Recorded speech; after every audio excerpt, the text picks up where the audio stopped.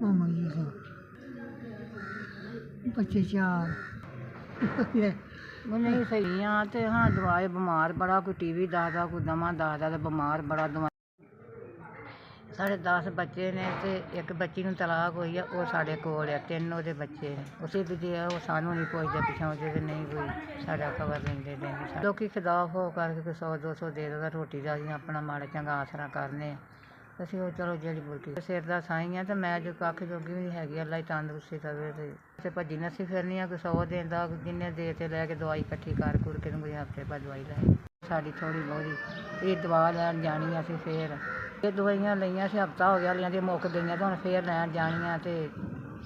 ਬੱਚੇ ਨੇ ਤੇ ਦਵਾਈ ਲੈਣੀ ਦੇਣੀ ਕੋਈ ਪੁੱਛਦਾ ਨਹੀਂ ਬਿਮਾਰ ਨੂੰ ਸ਼ਮਾਰ ਨੂੰ ਨਾ ਕੋਈ ਨਾਲ ਜਾਂਦਾ ਨਾ ਆਉਂਦਾ ਮਾੜੇ ਗਰੀਬ ਬੰਦਿਆਂ ਤਾਂ ਅਸੀਂ ਦਵਾਈ ਲੈਣ ਜਾਣੀ ਹੈ ਜੀ